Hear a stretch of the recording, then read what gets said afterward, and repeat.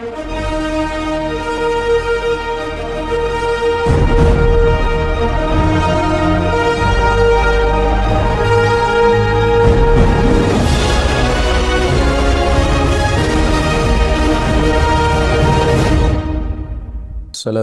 warahmatullahi wabarakatuh.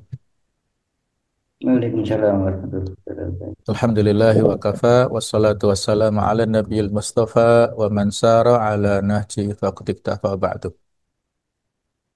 Materi kita pada kesempatan ini berjudul mengoptimalkan sosial media untuk berdakwah.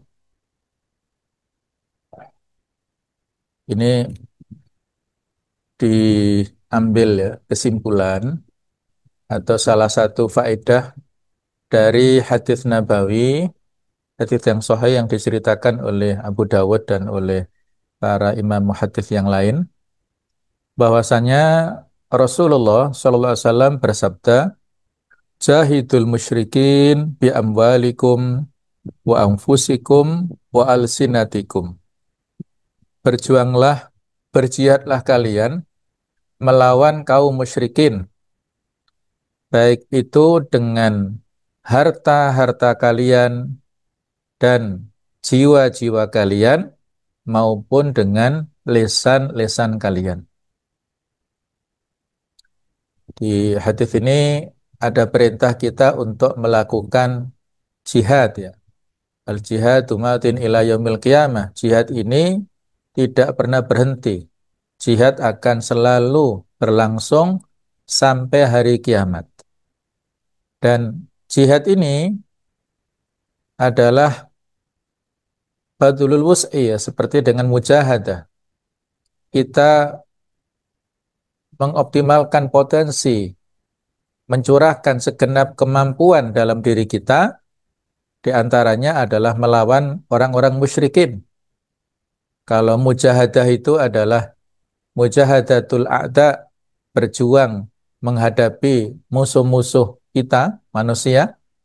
Musuh manusia ini banyak sekali, di antaranya adalah mujahadatun nafs, berjuang, berjihad melawan diri kita sendiri. Kemudian yang kedua mujahadatul hawa, berjuang melawan hawa nafsu, keinginan-keinginan buruk kita. Yang ketiga mujahadatus syaitan, kita berjuang melawan setan.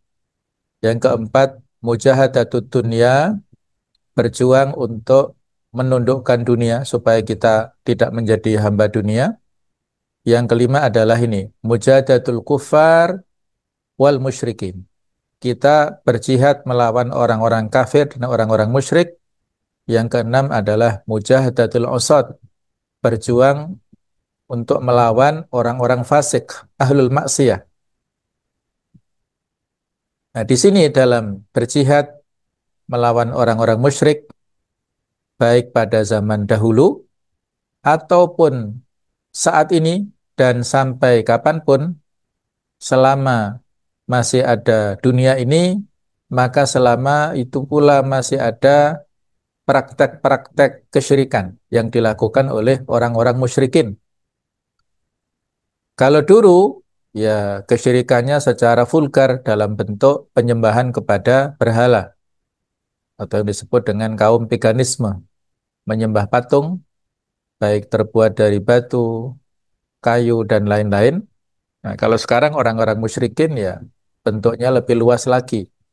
Ketika mereka betul-betul dengan jahar, dengan nyata-nyata melakukan praktek-praktek kesyirikan, dan mereka memiliki bahaya dampak madharat yang besar, maka kita harus melakukan jihad berdakwah kepada mereka dengan cara-cara yang sesuai dengan metode yang pas ya. Baik itu dalam bentuk harta, mencurahkan potensi dalam bentuk keuangan, ekonomi, kemudian juga dalam bentuk jiwa kita.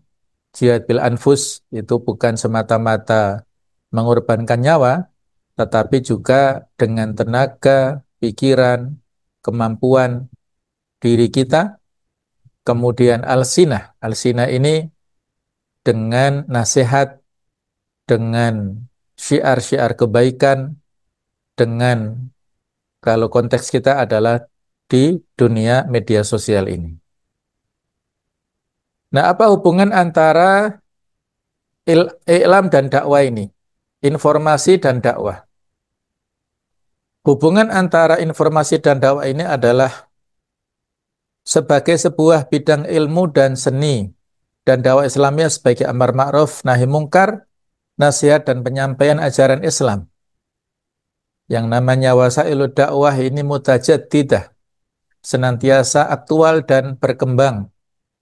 Kalau dalam hal usulud dakwah dan juga manhaj dakwahnya itu asolah, ya, sesuai dengan tuntunan tauqifiyah sebagaimana yang diwariskan oleh Rasul kepada para sahabat dan sampai ke kita. Tetapi kalau asalib, kemudian wasail, sarana dan juga prasarana, cara-caranya itu senantiasa mutajaddidah, aktual, dinamis. Termasuk di sini adalah dalam hal media-media informasi ini. Kenyataan harus kita akui bahwa ilmu informasi dan seninya telah mencapai puncak yang tinggi saat ini. Para ahli informasi juga telah mempelajari pengaruh sarana ini bagi manusia dari sudut pandang yang berbeda-beda, dari sudut pemikiran yang bermacam-macam. Kajian-kajian ini banyak memberikan arah kebijakan di zaman kita sekarang ini, seperti arah kebijakan dalam bab politik, ekonomi, dan pemikiran. Ini banyak tersebar luas dari sarana-sarana informasi ini. Nah, adapun macam-macam media berupa cetak, koran, ataupun majalah, buletin, tabloid, dan lain-lain ini kalau pada zaman yang sebelum saat ini ya, marak. Tetapi kalau sekarang ini justru media elektronik yang banyak, apakah berupa radio yang biasanya ini di perjalanan, kemudian TV, ya TV, kalau dulu TV kabel, sekarang TV digital, kemudian website, ada YouTube, ada Instagram, ada Facebook, ada TikTok, dan lain-lain. Inilah senantiasa berkembang dari masa ke masa. Adapun fungsi media ini, sebentar. Jadi fungsi media ini bermacam-macam, sebagai informasi, kemudian juga ada unsur untuk perdagangan bisnis ya. Banyak sekali aktivis media yang menyampaikan digital marketingnya sehingga menghasilkan yang banyak ya dari dengan media informasi ini. Kemudian ada hiburan dan juga ada sarana yang digunakan oleh musuh-musuh Islam untuk ghazul fikri atau untuk perang pemikiran. Nah, adapun kita saat ini adalah menggunakan media ini sebagai sarana untuk berdakwah ya. Jadi manfaat dakwah lewat media ini sebagai sarana yang efektif dan efisien untuk berdakwah. Kemudian juga ya sebagai ketokohan sosial bagi dai. Kemudian manajemen isu-isu strategis di masyarakat juga bisa digunakan untuk mengawal pemerintahan yang bersih, menciptakan ketauladanan dan sunnah hasanah, serta meningkatkan citra dakwah ya. Kalau dikemas dengan bagus, maka akan memberikan citra yang positif dan akan memberikan ini sebagai sarana yang efektif dan efisien ya untuk berdakwah. Kalau kita berdakwah secara offline, secara langsung, mengumpulkan massa 100 orang, memikirkan bagaimana tempatnya, sound systemnya, konsistem atau konsumsinya ya itu bisa puluhan juta. Tetapi kalau berdakwah lewat media hanya satu kali produk media sosial kita tayangkan, maka akan bisa dinikmati oleh puluhan, oleh ratusan, bahkan oleh ribuan, bahkan jutaan pemirsa yang bisa menikmati dakwah kita. Dan disinilah eh, efektif dan efisiennya sebagai seorang dai. Ya. Apabila dia seorang dai ini menyampaikan materi kajian di masjid, mungkin yang hadir hanya puluhan atau ratusan, dan yang bisa mendapatkan hidayah peluangnya itu ya sebatas yang hadir dan itu pun mungkin sebagian.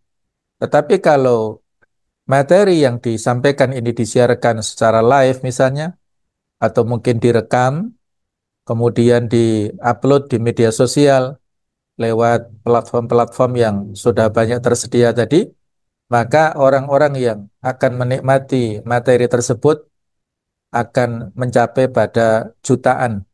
Dan kalau mereka mendapatkan hidayah dari nasihat materi yang disampaikan oleh si dai ini di media sosial, maka betapa banyak sunnah hasanah yang telah dia investasikan ya. Karena kalau satu man dalla ilal khairi kafa'ilihi, orang yang menunjukkan kebaikan seperti pelakunya. Ketika Ali bin Abi Thalib diperintahkan oleh Rasulullah untuk menjadi pimpinan perang Khaybar, di antara pesan Rasul adalah la an yahdiyallahu bika rajulan wahidan khairun laka min humurin na'am. Wahai Ali, kalau Allah memberikan hidayah kepada seseorang lewat perantaraan kamu, maka itu lebih baik daripada unta merah. Itu satu orang lewat petunjuk, nasihat, kultum, atau mungkin tayangan materi kita, satu orang mendapatkan hidayah lebih baik daripada unta merah. Apalagi kalau yang mendapatkan hidayah itu puluhan, ratusan, bahkan jutaan. Maka dia orang yang kaya raya dunia dan akhirat. Nah, itulah manfaat media untuk digunakan sebagai dakwah.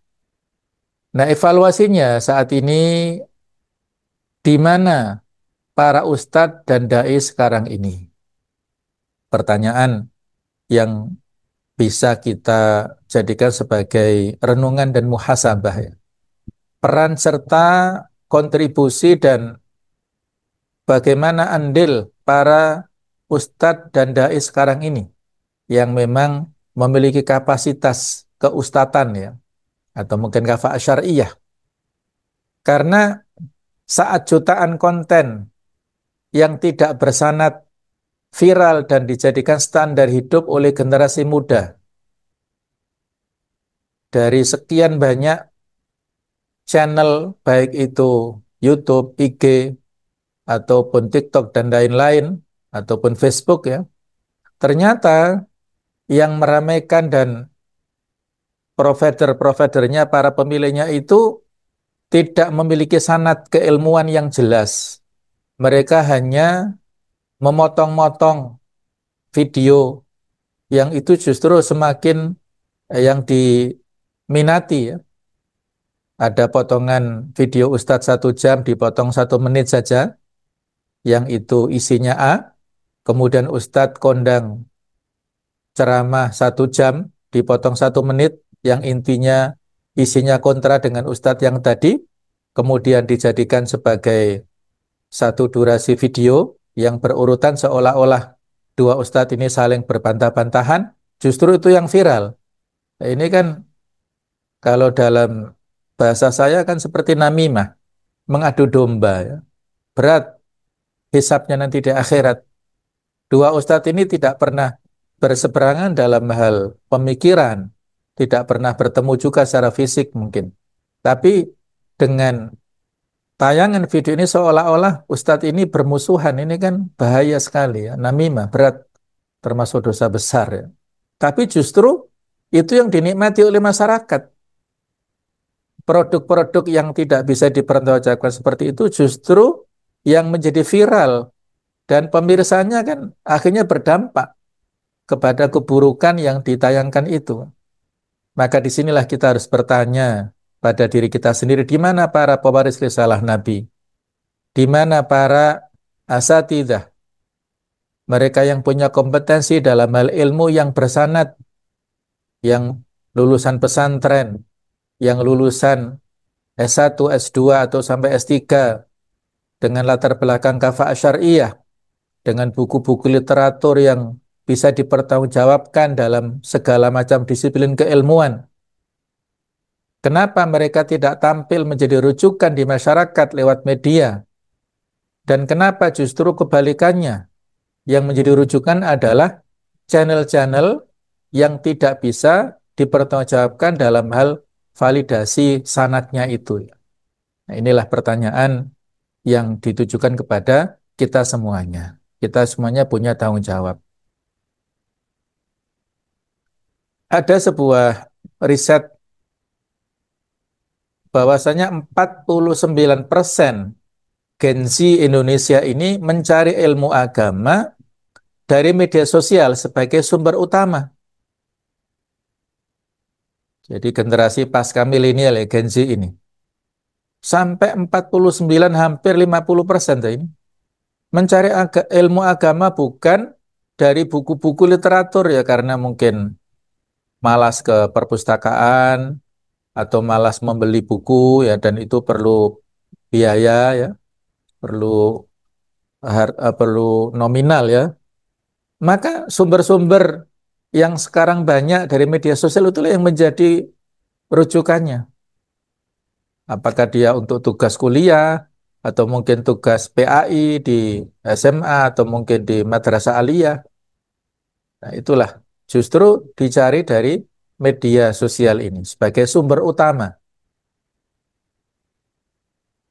Bahkan TikTok ini menurut sebuah sumber ini mendominasi waktu screen time muslim muda hingga 120 menit per hari, Masya Allah. Jadi waktunya justru ya yang digandrungi adalah media ini. Yang kalau dulu TikTok identik dengan hal-hal yang ini ya, yang hura-hura ataupun yang semata-mata hiburan, tapi alhamdulillah akhir-akhir ini sudah banyak konten-konten dakwah yang mewarnai TikTok ini sehingga tidak bisa tidak ini harus dimanfaatkan oleh para dai atau para ustadz tadi. Akibatnya kalau itu kaitannya dengan kehidupan anak muda menjadikan algoritma sebagai guru. Konten yang lucu lebih dipercaya daripada yang ilmiah. Tren seperti standar TikTok, kemudian toxic religius, hingga spiritual minimalisme dipakai sebagai standar ya. Jadi standarnya sudah tidak rasional lagi, sudah tidak ilmiah lagi. Nah, sehingga sementara para ustadz ini masih tertahan di mimbar yang terbatas, di masjid-masjid yang hanya dikunjungi oleh segelintir orang ya, tidak sampai ratusan atau tidak sampai puluhan, mungkin ada satu masjid yang pada saat diisi oleh salah seorang ustadz hanya di bawah 10 saja, tapi kalau soal ikhlas itu insya Allah pahalanya sampai lillahi ta'ala ya. Tetapi kan di sini dampak efektivitas dan efisiensinya tadi ya. Kemudian juga banyak ustadz yang tidak memiliki tim konten, tanpa tim konten ataupun single factor dia, tidak dalam sebuah amal jama'i dan tanpa strategi distribusi dakwah. Tidak ada ya semacam segmentasi dalam hal dakwahnya, walaupun sudah melalui digital, platform digital sudah dia miliki, tapi tidak ada segmentasi dakwahnya sehingga ya itu tidak bisa maksimal penyampaiannya, tidak bisa memiliki tadi ya follower yang banyak ataupun pemirsa yang banyak. Maka disinilah akhirnya ya di mana para ustadz atau dai yang digital native, yang paham ilmu dan paham kamera, yang bisa membuat konten dengan sanad dan ilmu tools digital. Nah, ini ada ilmunya. Dai zaman dulu, ya kalau zaman dulu dakwah pakai onta, banyak perjalanan yang dilakukan oleh para ulama hadis misalnya, untuk mencari hadis dari kota ke kota, dari provinsi ke provinsi, bahkan lintas negara, lintas benua, tetapi sekarang cukup pakai HP dan kuota. Bisa juga laptop. asalkan ada kuota atau tersambung dengan internet, itu sudah berselancar ke seluruh dunia. Masya Allah. Akan lebih efektif, efisien saat ini. Maka nggak perlu memiliki keahlian atau jago, cukup mau memulai. 90% konten viral dibuat orang tanpa background desain. Ini menurut Google 2024. Jadi Ustadz nggak perlu jadi editor. Editornya mungkin bisa anaknya, atau mungkin bisa muridnya, bisa santrinya. Dia cukup menyampaikan. Kalau tidak punya keahlian di situ, monggo. Ini peluang ya. Yang penting kontennya nyampe, ilmunya tersebar. Kalau hoax bisa viral, kenapa dakwah tidak? Nah, kemudian toolsnya sudah ada, bisa kita pelajari. Niatnya juga sudah ada, maka mulailah hari ini. Atau kalau kata Hakim kan, mulai dari sekarang, mulai dari yang kecil, mulai dari diri sendiri ya. Tidak perlu banyak mikir. Kami percaya jika satu pesantren punya satu ustadz digital native, jika satu majelis punya satu tim dokumentasi, jika satu dakwah punya strategi distribusi konten, maka insya Allah dakwah ini akan jauh lebih efektif, efisien, tersebar luas tadi ya. Nah, ini sekedar untuk ilustrasi ya, di antara sekian banyak ulama yang produktif, yaitu Hujjatul Islam, Al-Imam Al-Ghazali. Kalau Imam Ghazali hidup di era saat ini, yang kita sebut tadi era TikTok, kira-kira apa yang akan beliau lakukan ya? Ini hanya sekedar untuk berimajinasi saja. Kira-kira apa? Coba bayangkan, beliau ini menulis 70 lebih kitab dan ilmunya melampaui zaman. Tapi jika ia tak mendokumentasikan ilmunya, mungkin kita tidak akan mengenalnya hari ini. Dan rata-rata para ulama dulu ya, banyak para ulama yang kompetensinya luar biasa. Tetapi mengapa yang sangat viral itu adalah a'immatul madzhab al-arba'ah, para perintis imam madzhab yang empat, baik itu Imam Abu Hanifah, Imam Malik, Imam Syafi'i, Imam Ahmad, karena keempat imam ini banyak mendokumentasikan buku-buku karyanya dan juga murid-muridnya mendokumentasikan ilmu-ilmu yang didapatkan dari para gurunya ini. Dokumentasi yang telah diwariskan oleh para ulama itulah yang tersebar luas di seluruh dunia. Banyak ulama lain yang kompetensinya dalam bidang hadis, misalnya ada Sufyan Ats-Tsauri yang luar biasa, ada Malik bin Dinar yang luar biasa, tetapi masih kalah dibandingkan dengan ulama-ulama, yaitu Imam Bukhari yang memiliki karya monumental yang kita sudah kaji ya, kemudian Imam Muslim, kemudian Imam Abu Dawud, An-Nasai, Tirmidzi, Ibnu Majah ya, yang keenamnya adalah memiliki kutubus sita itu. Karena mereka punya karya-karya yang abadi, yang menjadi prasasti sepanjang masa.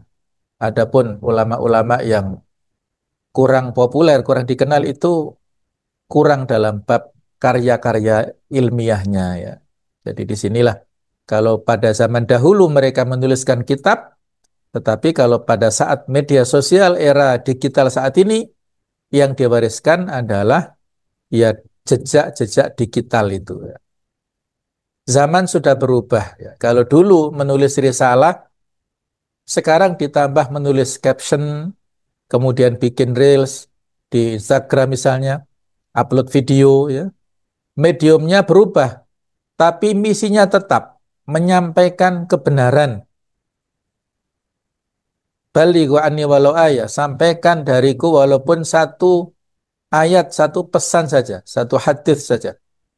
Itu kan bisa menjadi konten yang bagus ya, dan akan sampai pesannya oleh atau diterima oleh kalangan genji-genji tadi yang perlu untuk mendapatkan pencerahan ya. Nah, jika Imam Ghazali hidup di 2025 ini, mungkin ya kita hanya berandai saja, mungkin beliau akan punya channel YouTube yang bernama Ihya Ulumuddin TV.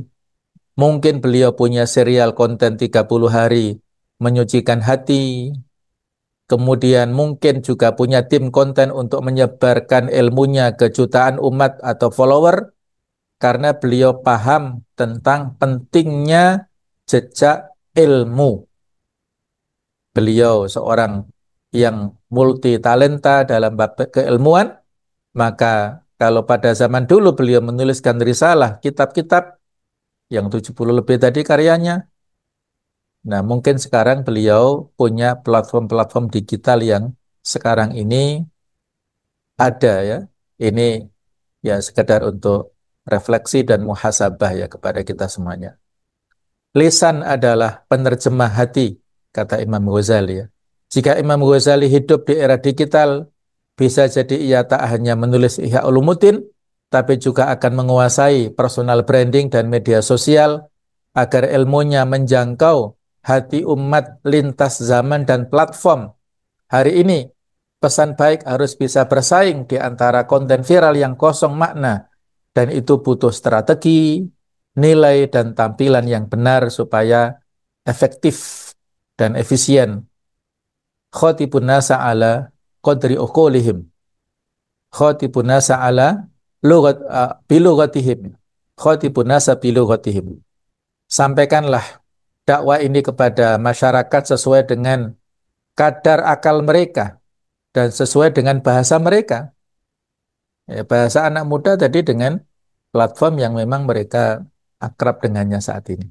Jadi inilah tuntutan zaman ya, tuntutan waktu, dan kalau kita ambil ya dalam kaidah itu adalah malaitimul wajibu illa bi wajib. Sesuatu yang tidak sempurna dengan kewajiban kecuali dengan sesuatu itu maka menjadi wajib. Sehingga ada turunan lagi kaidah al-wasailu la ahkamul ghayah, sarana itu mengikuti hukum tujuannya. Kalau tujuannya wajib, sarananya wajib.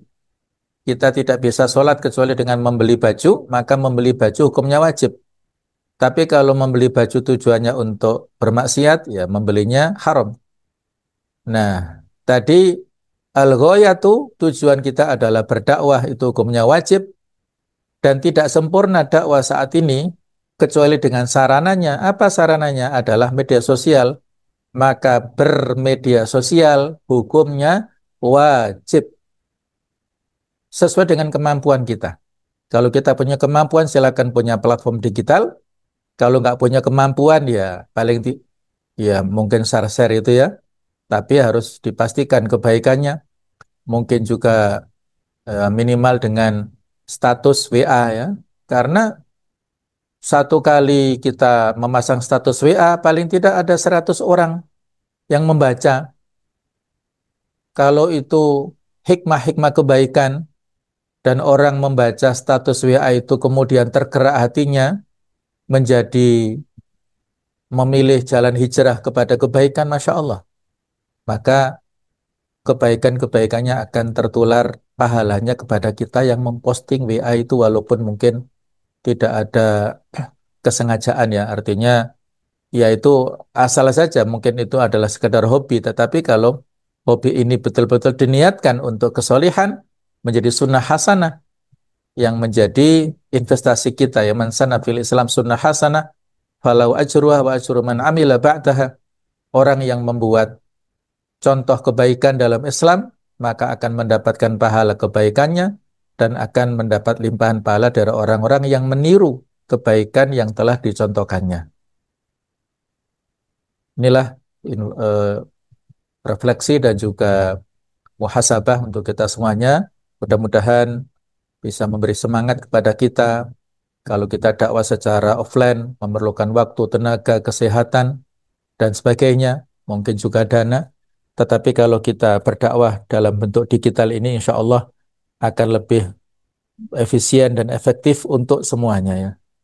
Demikianlah, semoga ada manfaatnya. Wassalamualaikum warahmatullahi wabarakatuh.